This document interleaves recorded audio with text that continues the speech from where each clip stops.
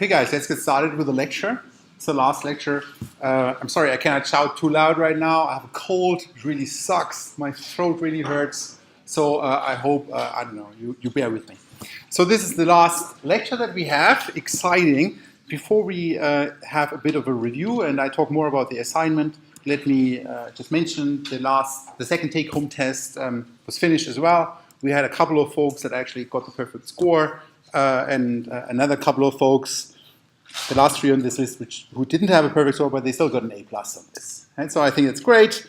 Overall, I was happy with the outcome. And, you know, these take-home tests, you know, the whole idea of that is that you engage with the readings. Right? The whole idea to have you stay on top of this because you need it for the exam. Okay, so this is what I brought with me for today, for the last lecture. First, I want to talk about exam particulars, and I want to do this first because I think it's probably the most important stuff and probably why you're here. So you want to know about the particulars of the exam. So I talk about that first, and then I give you a couple of advice for the exam.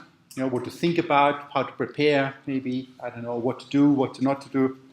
And then, only then I want to go back to the assignment. Yeah, we still have like the second and the third assignment that we didn't discuss the last time, but I don't want us to run out of time, which is why I'll talk about that after the exam particulars. And then at the end, to be honest, really just Q&A. I don't know, I would just open the floor.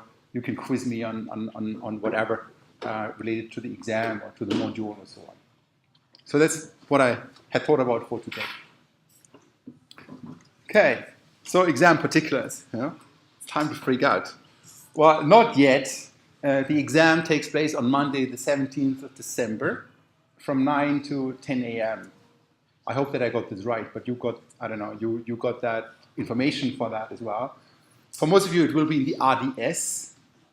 If you've never been at the RDS, be prepared for the RDS. It's like a gigantic hall. I don't know how else to describe it.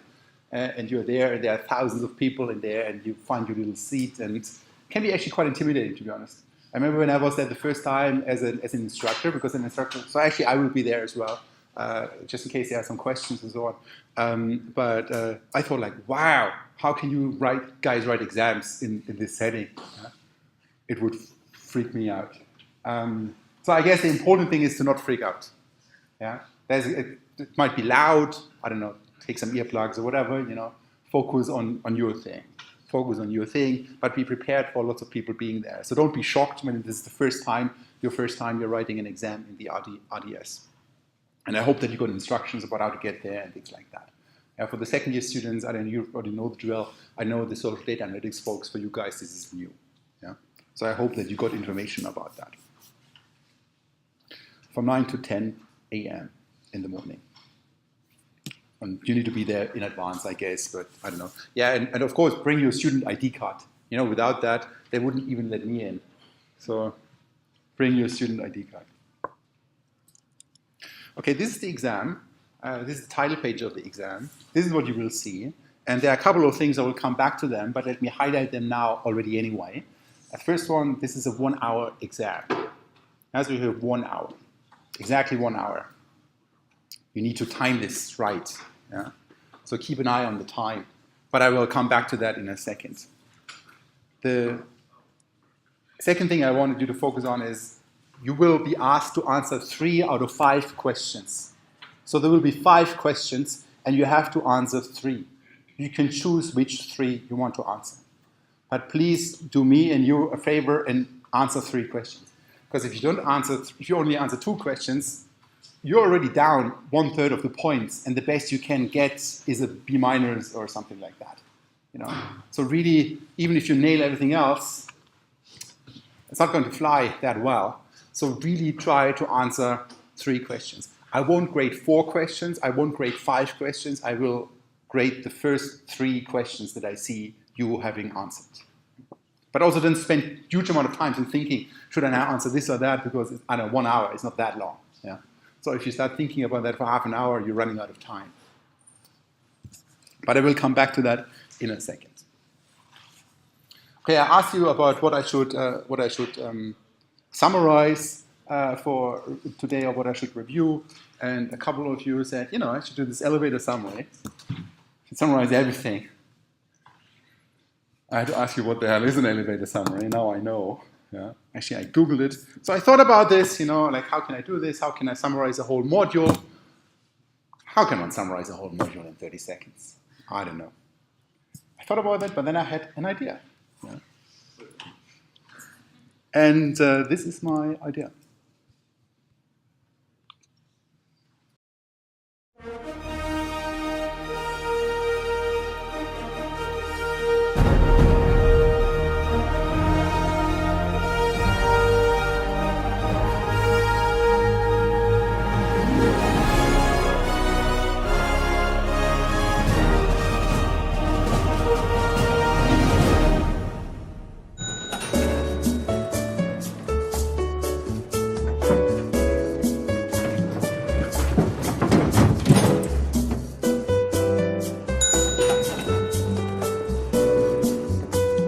Hello.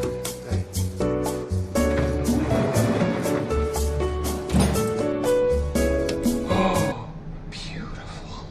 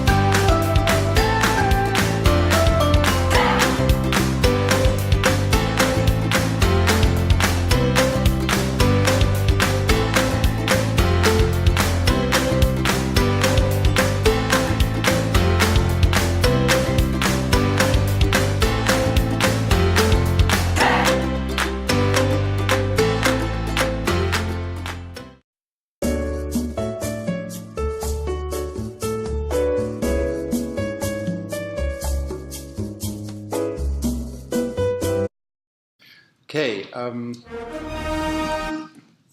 but in all seriousness, we covered a lot of ground, right? I know that, I'm aware of that. You've done a lot of readings, if you've done all the readings for this module, yeah. I know that as well. You can be proud of yourself, but you do have all the lecture material, you do have all the slides. In fact, you have the recording of every single lecture. So it's on Blackboard, there's also a YouTube playlist. You know, so you can look it up, right? So I don't know, you can really go in.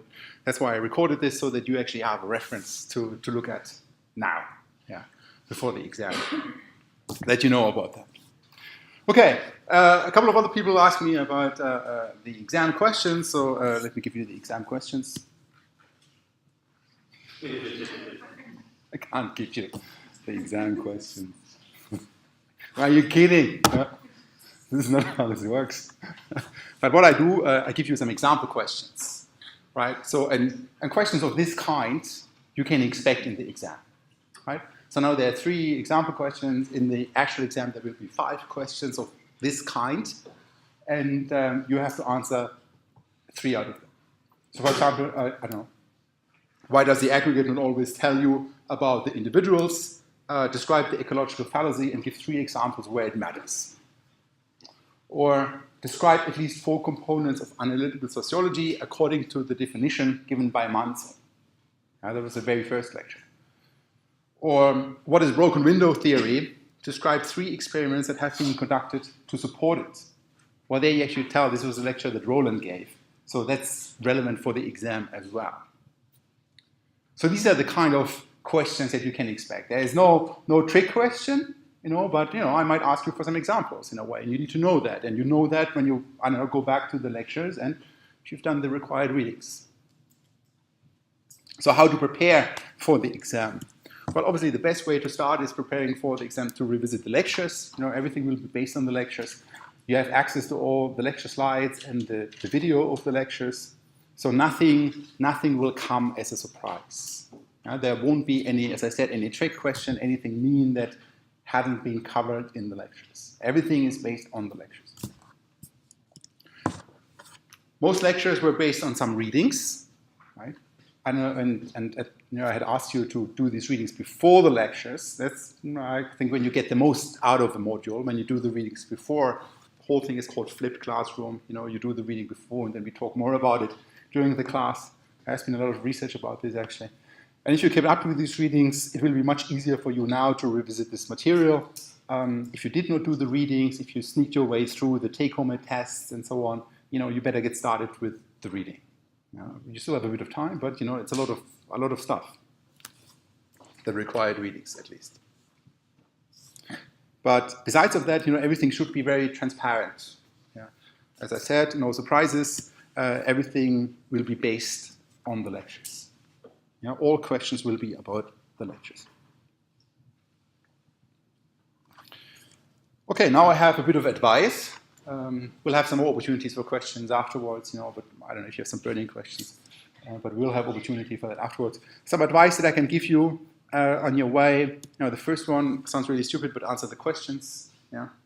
Answer the 3 questions, but also answer what I asked you in those questions. By now you actually might know, I don't know, you saw how I kind of graded the assignments. I really look at the questions, and if it says 3 examples, probably you get points for each example. And then when I only read 2 examples, I kind of give you points for the 3rd example. So that's sort of how this goes. So really read the question. Read the question and answer the question, and most importantly, answer 3 out of 5 questions. Because it always like one student, and I always this time with the assignment we didn't have one, but sometimes in the exam it always sucks, because then at the end it's really close borderline to failing. If you only answer 1 question while I ask you for 3. So make sure that you answer 3 questions. Okay. And well, first of all, now you know that you have to answer 3 questions, but in that context, keep an eye on the time. This is a 1-hour exam, 1 hour, 60 minutes, and keep in mind it's going to be busy at the RDS. There's going to be lots of people. I don't know. There's always somebody who has to pee. With 1,000 people, it's a lot of peeing. And so there will always be some noise around this in a way. So time goes by very, very quickly. So keep an eye on that and time that. Time that with your 3 questions. Because what sometimes also happens that folks, they give me brilliant answers for 2 questions, but then they run out of time. Right? So we don't want that to happen. So keep an eye on that. It's a one hour exam. Another advice, I can only give you points for what you wrote. If you only write 1 sentence, I don't know, I can try to find some points in there. But if you write 2 sentences, there's actually more where I can find points in there. So in that regard, although you probably kind of know that I'm not so much of a bullshit person, I like it actually when people are precise and to the point, and as a recommendation that I can give you to you as well. But in the exam, just don't be overly to the point either. If you just give me 1 sentence and it's not what I'm looking for in a way. So here the recommendation is just write a little more. if you can. Just keep writing, because only if you've written something down, you might know it. I don't know, I might know it that you know it, but if you haven't written it down, I cannot give you points for it in the exam. So that's sort of like you need to balance that with, I don't know, with the time, with answering the 3 questions in a way, but don't just throw a sentence at me, because, I don't know, it's hard to find something then in there. Okay, so that's one advice. A last piece of advice in that regard, which also sounds stupid, but in all seriousness, write so that I can read it. If you write in a very cryptic way, I cannot decipher it. If I cannot decipher it, in doubt, I cannot give you points for it. Because I need to be able to read it. It sounds stupid, but I don't know. I know I have horrible handwriting, but try to do your best so that it actually can be read. Because if I'm sitting there and have to decipher it, I cannot read it, I cannot give you points for it. Okay, so much about the exam. I had now, I don't know, moving on to the assignment, but do we have any questions about these particulars and the advice that I gave you so far? No, everything good? Yeah? Okay. Okay, well, we have another opportunity about questions at the very end. Then let me talk about the other 2 assignments that we had that we didn't have time to talk about on Tuesday. So we had this assignment number 2, the second assignment, and here it is. It said find one other example for an ecological fallacy, then describe in detail why it's problematic, draw conclusions, and so on. And then it was this thing about the newspaper headlines that I asked you to write. So what was I looking for? Well, in the first one, find one other example for an ecological fallacy. I don't know, I really want to know, is there actually an understanding of what an ecological fallacy is? Did you get that concept? Did you get that idea of what an ecological fallacy is? Sometimes people gave me something, but it was clear this was not really an ecological fallacy, and they had no understanding for an ecological fallacy. Then, is it a correct example? So actually, is it an ecological fallacy that you gave me? Then I was looking for a bit of an explanation. Is this example described? Sometimes people lost a few points here and there. But overall, people did very well on this whole assignment, I guess. But, I was looking for a bit of a description, what is going on there. And actually, the most important thing for me was the last one, is it made clear where the fallacy is? Sometimes people just said, I don't know, all people with glasses are intelligent. That's the ecological fallacy. But it wasn't made clear why this would be a fallacy. So here the point would be, well, I don't know, people with glasses, I don't know, tend to be score higher on grades, and because of that, everybody who has glasses is intelligent. That would be the explanation for this, for me to see, okay, there is sort of this macro level correlation between, I don't know, aggregate level correlation between people with wear glasses and the scores they get, and there is this individual application of that which is wrong. Now that's the ecological fallacy. So now I already described what an ecological fallacy is. Based on what we know about the population of people, we cannot draw conclusions about the individuals that form the population. Well, it's like we need to put this in. We need to understand that it's not that you cannot say anything. It's just you cannot say something very specific about that particular individual. That would be wrong. On average, things might be the case. So here I have some examples. There's corruption. In African countries, and African countries are poor. That would be like a higher aggregate level statement. What would be the wrong individual level association here? Maybe somebody can say it.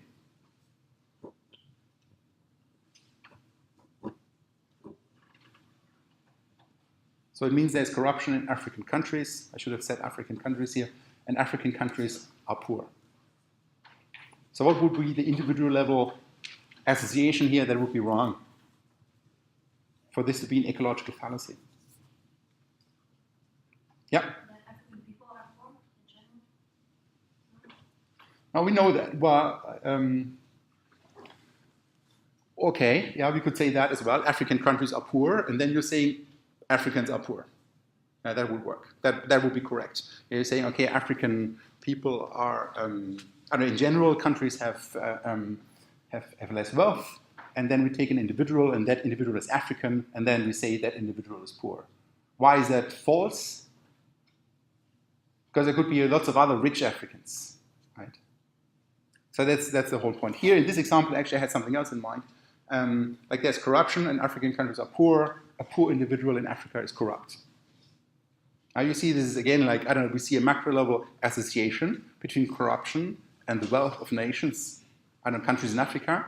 Then we have an individual who is in Africa, and then we would wrongly say that this individual is corrupt. That's stupid. Yeah? Could be, I don't know, but just because an individual is African doesn't mean that the person is corrupt. Or I have another example. The average per capita income of Ireland exceeds the Spanish. So what would be the wrong individual level statement? All Irish people are richer than Spanish. Yeah. Or an Irish person, you know, like I don't know, a specific one is richer than a Spanish person. Of course, there will be some, I don't know, but it's like this applying this to all, yeah, and the generalization of it, like just reducing people to being Irish, and because of that they are richer. So that's the general gist of these ecological fallacies. Yeah, you have the macro level, the aggregate thing, and you have the individual level thing. And why did I don't know, why is that part of the lecture? I hope that you understand that there's like a reasoning in all these things that we did, how they all fit together in a way. One of the main points about analytical sociology, when you look at the definition of Manso, which I can recommend you to look at, to understand like what is the whole thing actually about, you know, it's about explaining macro level phenomena. It's about explaining macro level phenomena. In order to explain them, I don't know, we need to understand this distinction between the macro and the micro level and how these things come about.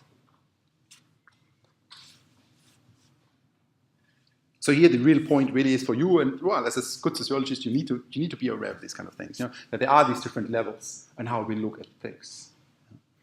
And then the real, or in my opinion, the cool sociology comes into play when you link these levels with each other.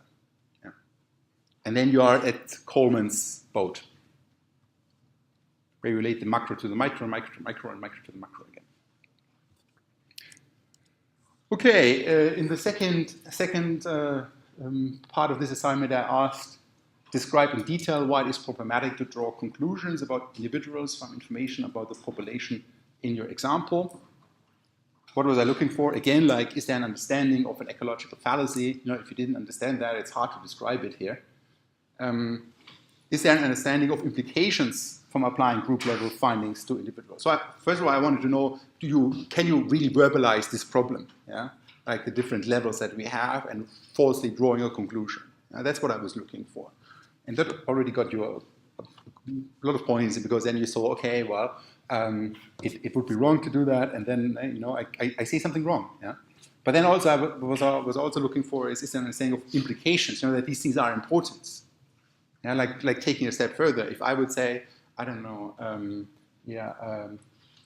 Irish are richer, all Irish are richer than the Spanish. If I would say all Africans are corrupt, you know, it has implications for what we would do afterwards. Now, how we deal with the world, how we interfere, or, you know, how we support people, and so on.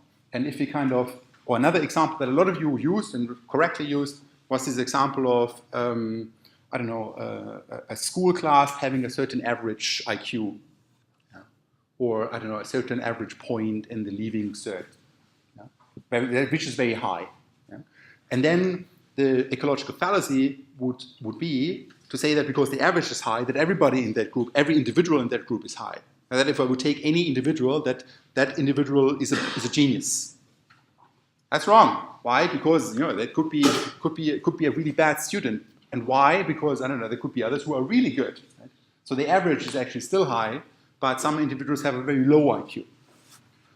And if that would be the example, what are the implications of it? Well, it could be that, I don't know, suddenly the students don't get a good teacher anymore because they are so brilliant already anyway. You know? Or there's an assumption being made, there's no support for weak students in the school anymore. Because if we would follow through with this fallacy, you know, everybody is intelligent in that class. But actually not everybody is intelligent. or not everybody scores high on the points. So that's what I was looking for. Like, is there sort of like this understanding that this actually has implications? Yeah? That, yeah. And are there examples of what such intended or unintended implications might be? You know, that was, if that was there, then it was like a full score. You know, like taking it one step further.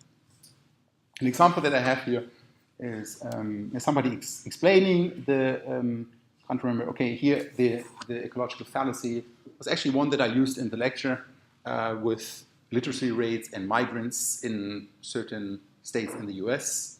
I remember there was this weird thing that there in the states where more migrants were, the literacy rate in the number of people that can read was higher, yeah, than in people with fewer migrants. So while actually if you looked at the individual level, you know, the literacy rate was actually higher among Native Americans, you know, like US citizens at the time. That was an old data, you know, it's not it was from the 1950s and so on. There was like an example we had, there was a paper by Robinson about that. A couple of you used this as an example, which was correct. But you know, it would even flip things around. That suddenly things look in a different way. And actually, when they flip around, it's even something that we call the Simpson's paradox. It's also an ecological fallacy that is being made. And it comes about when suddenly the things looking at the different levels go in different directions.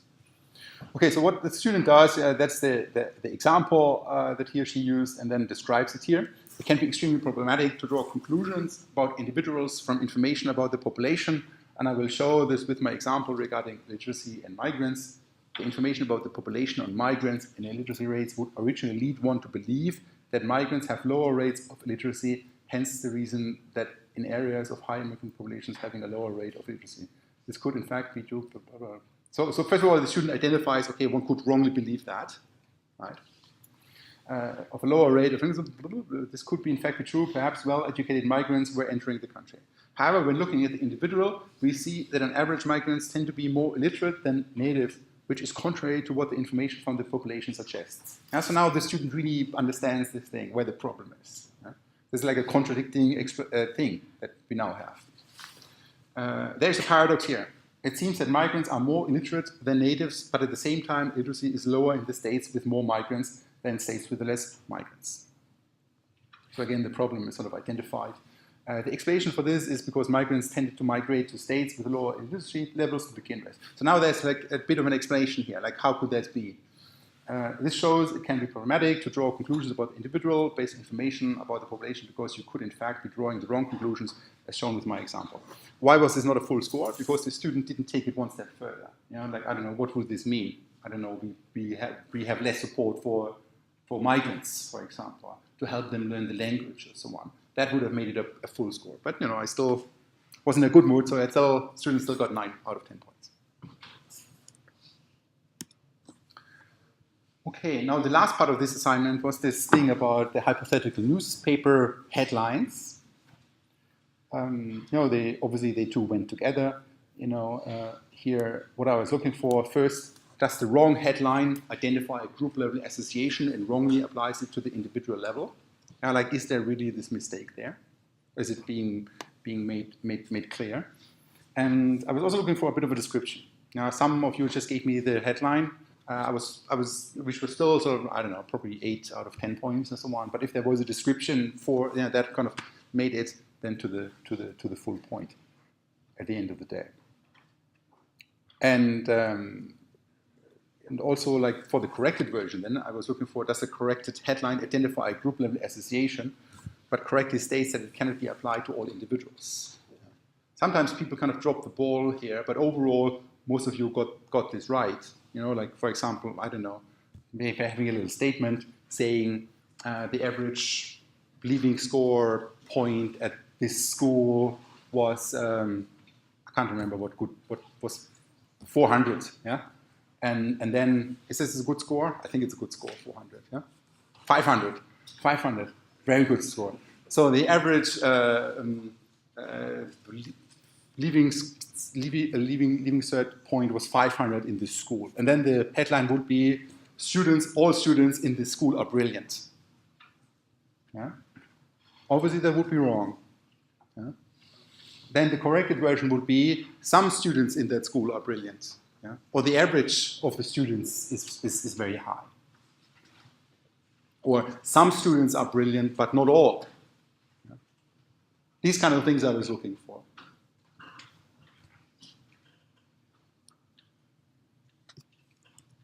Okay, here I have it.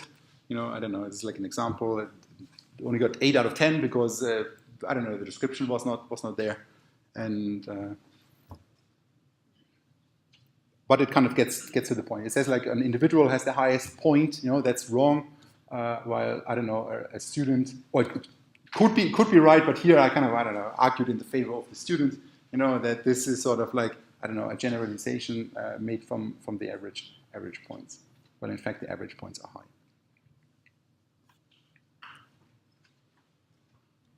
Okay, do we have any questions on the second assignment? This ecological fallacy thing.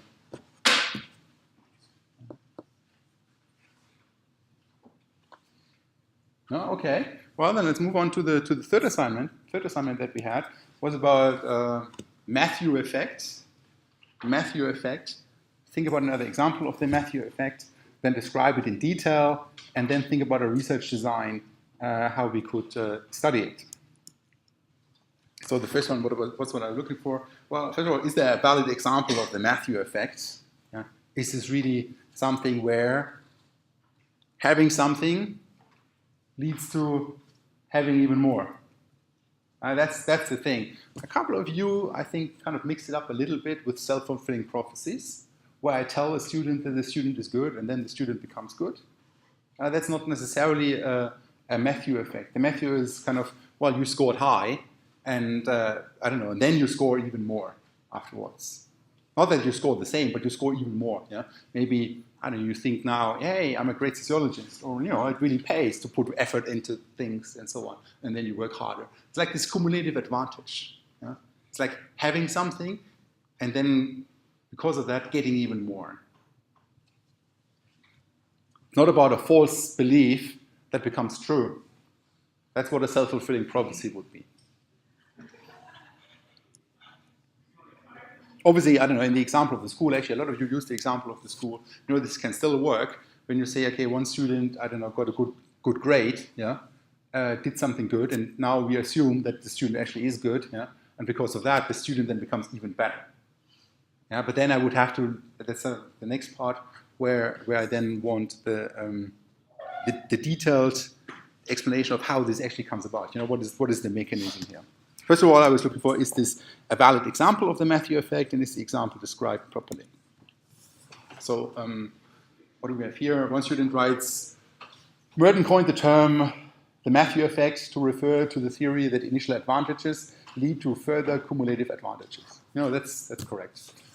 Keith Stanovich, I don't know, I didn't say that, but the student figured that out, an American psychologist, implemented this theory to highlight the phenomena of the widening gap between children's ability to read. According to Stanovich, children who fail to read at early reading and writing in the 3rd or 4th year of schooling begin to dislike reading. Thus, they do not read as much as their fellow classmates who enjoy reading. Like those who don't do it, don't have it, they don't get better, while those who do have that skill, they become even better because they have that skill. Because let's face it, in order to learn something, you need to read. Yeah? In order to have a good exam, you need to write. So, according to Stanovich, children who fail, writing in the 3rd or 4th year of schooling begin to dislike reading. There we go. Not only is there a notable difference in the children's capability, but according to Stanovich, this imbalance may be indicative of lifelong problems in learning new skills. So, this also clearly identifies that this is like an ongoing thing, that this becomes even wider. So that's what the Matthew effect is. If you would just continue, it would the distinction would become even more. Yeah? And that's sort of what the student here identifies with. Okay, this even goes on to lifelong problems. This kind of keeps going. It's not just a one-off thing. So I thought that was like a good example. It was explained nicely, which is why I got 10 out of 10 points. Okay, the second point, I was looking for a detailed description of how this Matthew effect comes about. Now I was looking for is the mechanism outlined? How having something leads to getting even more? You know, is this made explicit? Like, how does this actually work? You know, because just having something and saying then you get more, that's not an explanation. Yeah? You can say that, but it's not really clear how we get from the one to the other. So that's what I was looking for. And a couple of people dropped points here because they didn't make it explicit. That's the thing. You sometimes, I don't know, you cannot just say this happens and then that happens. Then you missed out on the mechanism. You need to explain how you get from the one to the other. What are the steps in between? In a way. And sometimes it seems obvious, but you know, sociology is sometimes obvious. But sometimes actually it's surprising, yeah, that the things in between are actually not that clear. But we need to know them in order to find out if that is actually what is going on.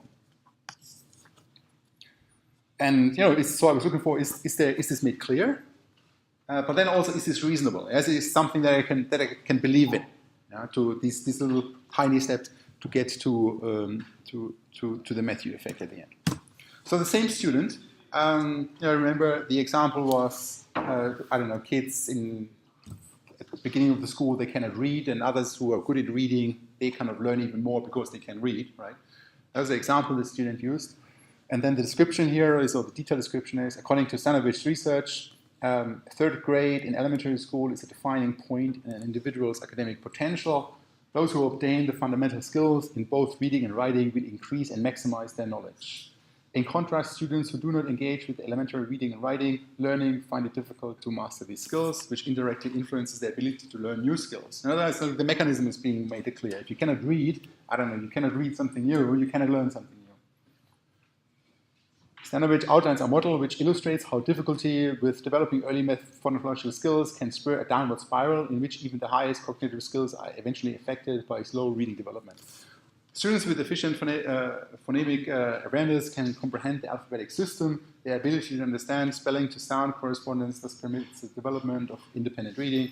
However, students who lack this awareness read approximately 100,000 words per year, 10,000 words per year, while the figure for successful readers may be about, I don't know, much more. So the student sort of explains this now, yeah? Like detailed. How do we get from the one to the other? You know, like what are the kind of like the steps in between? It's not just, I don't know, students get a good grade, and because of that they get better grades. It's kind of actually made clear how that connection happens.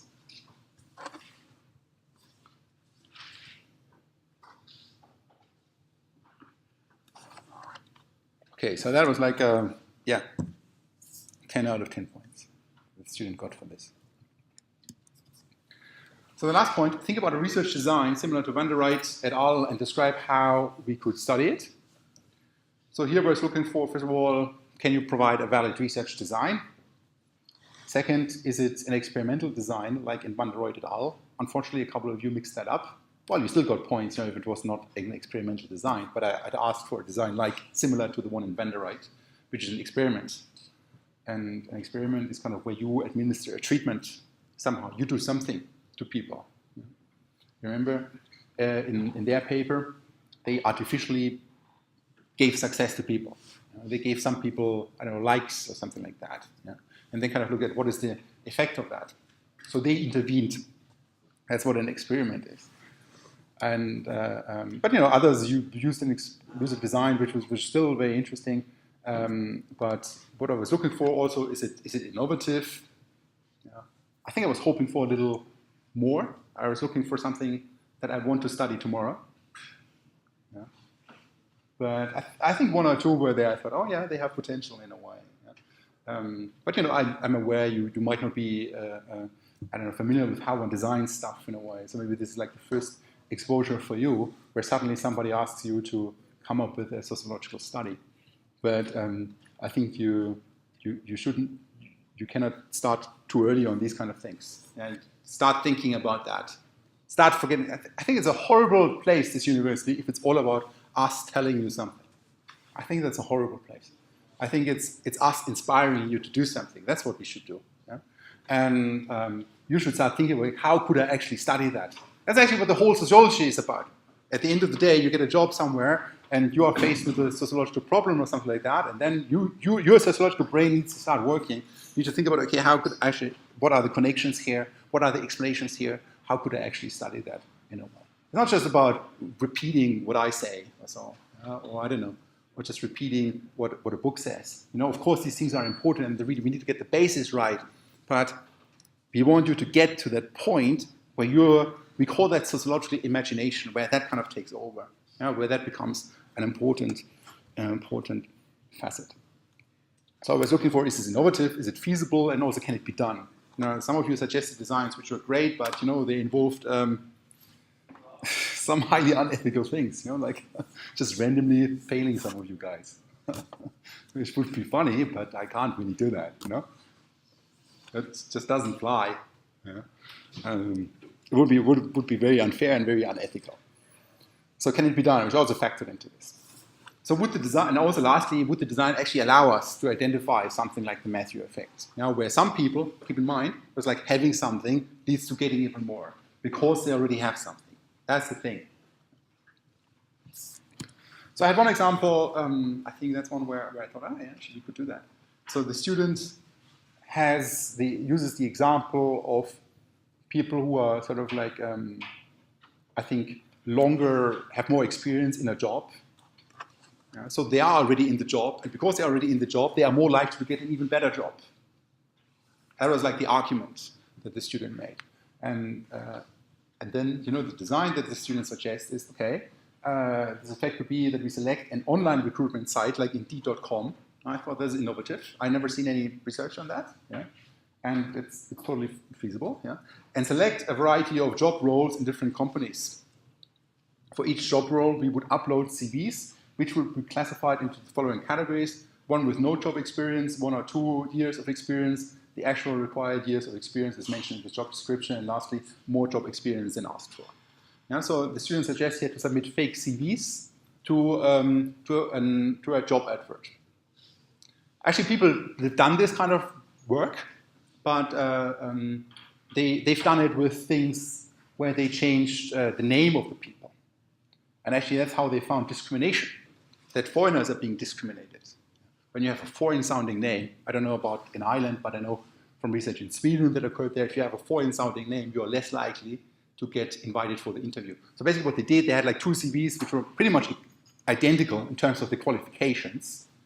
I don't know, maybe there was like a different university or something, but it was like the same level. It was like, I don't know, all very good. It was not that, I don't know, one was Harvard and the other one was, I don't know, the University of Timbuktu.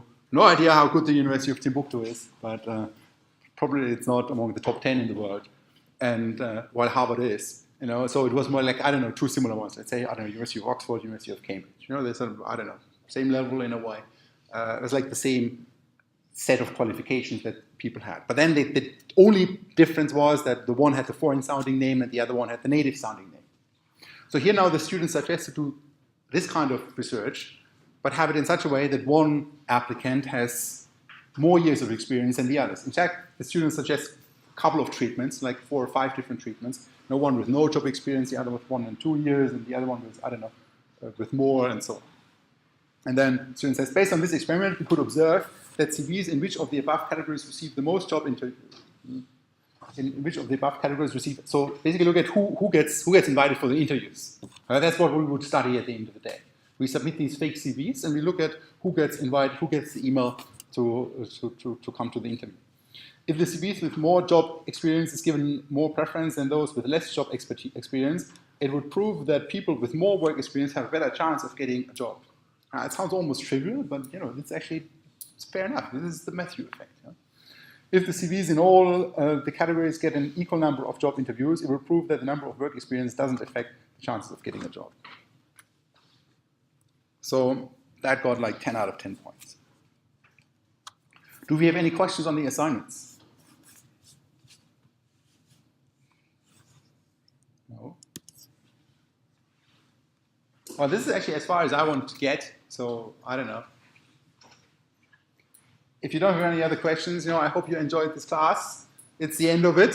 We won't see each other again. I don't teach anything in the 3rd year, not yet. In 2 years' time, I might, but not next year, so you probably won't see me. However, if you are in the social data analytics program, we'll see each other. We'll talk about networks during the next semester. Yeah? So in that regard, I wish you all the best for the exam. Really, I hope that most of you do well. Try to stay calm. Try to keep in mind what I told you about that, but answer the 3 questions, and hopefully you'll do well. Yeah? Oh, one question? How many words are expected to write in that assignment? In the exam? Yeah, exam. In the exam, I wouldn't spend my time counting the words, right? Because you have to lose time. So just write, yeah.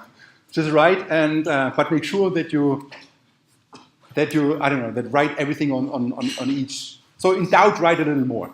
Yeah? In doubt, write a little more because I can only give you points if you've written something. But make sure that you answer at least 3 questions. Yeah? Don't go crazy on 1 question, and then you will run out of time, and then you cannot write anything on the other 2 questions anymore. So that's the advice. Yeah? Okay, guys. Well, have a good time. Merry Christmas. Yeah?